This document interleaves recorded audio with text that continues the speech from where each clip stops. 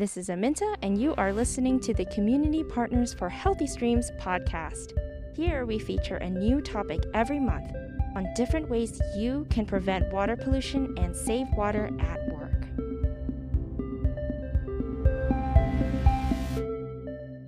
As the year of 2020 approaches its end, our workplace gets blanketed with the sounds and sights of the holiday season.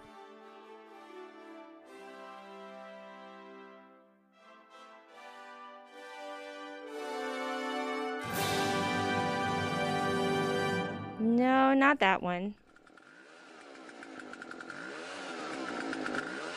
Ah, yes, the sound of leaf blowers. A telltale sign that our landscape maintenance practices have changed to the overwinter stage, with the onrush of falling leaves and colder temperatures.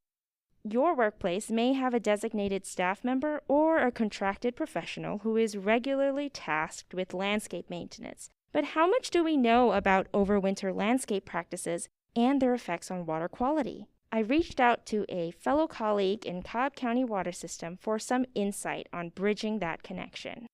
Hello everyone, my name is Mike Kahle and I am the Watershed Supervisor at Cobb County Water System. Thank you so much, Mike, for coming on board with our podcast series. So to start, I wanted to cover what the main culprits are with regards to general landscape maintenance and its effect on water quality. So where do we start?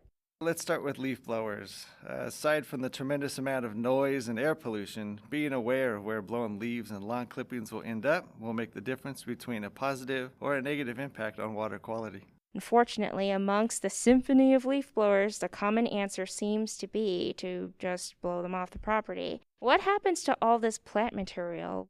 The short answer is they end up as someone else's problem. So when more leaf litter than what would naturally fall from the trees ends up in the stream, it does have a negative impact on the stream and its water quality. By adding vegetative waste to the stream buffer and waterway, the nutrient load increases, offsetting the natural balance within that stream system. Even when blown into the street, which is not permitted, that excess landscape waste ends up in a storm drain that leads to the nearest waterway. This in turn can increase the number of bacteria in the stream during the decomposition process. The resulting lower oxygen levels will deprive fish, macroinvertebrates, amphibians, crustaceans, basically gill-breathing organisms in the lower levels of the food chain. The organisms that can tolerate these conditions of lower oxygen are things like mosquitoes, black flies, midges, or no-see-ums, the biting insects that many consider pests. With a balanced stream habitat, most of these pesky animals are prey to the more pollution-sensitive animals that are part of the natural food chain and don't become a problem to humans. So back to the issue of how we use leaf blowers. They may save time, but not money. They clean parking lots and sidewalks, but at the cost of our water quality and in-stream habitats.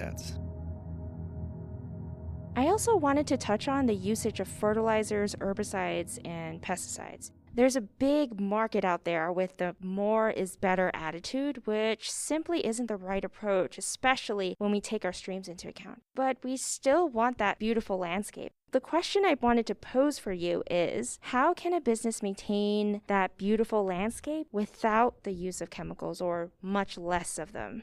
The more we mimic natural processes, the less work we are tasked with, saving time, money, and improving the health of our living and working environments. If you plan to use fertilizers or your landscaping maintenance company applies these chemicals, talk with them. Make sure they understand the complications of runoff containing these chemicals. Over-applying and spray drift is simply wasteful and can cause problems elsewhere. It's best to determine if there's a need to apply these chemicals, and if so, apply responsibly and only use what you need. Seek out non-toxic methods. There are plenty out there. Always follow directions and safety recommendations on the labels. Keep in mind, when your property contains a balance of appropriate plantings for the site, along with proper irrigation techniques and eliminating areas that support standing water, there really should be little or no need for chemical applications. I see that being mindful about which plants to plant and care for can help set your landscape up for success. Yes, choosing a plant suited for the conditions of the site is your best bet. Most often, those will be native plants. If it naturally grows here, there's probably very little that need to be done to keep it alive. Planting exotic and invasive species that can easily escape your property, either by roots, vining, or seed dispersal from wind and wildlife, causes overcrowding in nearby natural landscapes. This may not be an issue in your small flower bed, but remember these seeds don't just stay on your property. Wildlife such as birds, raccoons, opossums, and deer can unintentionally relocate these seeds into natural areas, and that's where they cause problems, outcompeting the native plants for space, water, sunlight, and nutrients. If that wasn't enough, most of the ornamental plants that we purchase simply don't provide nutritional value for wildlife, or they are modified to act as pesticides themselves. This has been one culprit in the downfall of bees, butterflies, and other pollinators. That strikes me as really unfortunate, but at the same time, very preventable. This is preventable. By making educated choices about which plants you design your landscape with, the need for chemicals and ongoing irrigation could nearly be eliminated. Making sure the plants you purchase are not genetically altered with pesticides like neonicotinoids, and choose plants that provide habitat value for wildlife. The right plant palette will invite the birds and predatory insects to continue their busy work, so you don't need to rely on chemicals.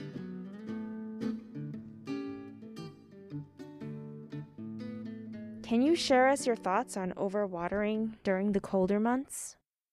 So if in the dormant months it's not really even necessary to irrigate, when you do irrigate, just be sure to turn off the system when runoff occurs, during rain events, and during time of dormancy, like now. So include moisture meters and rain sensors on your irrigation timer.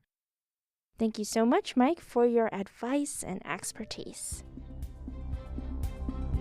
Any one of the number of topics that we just discussed can be expanded upon, so I encourage you all to check out our infographic on topstreams.org for more information. That's all the time I have now, everyone. I'll see you all next month, same day, same time, with a new topic. Bye-bye!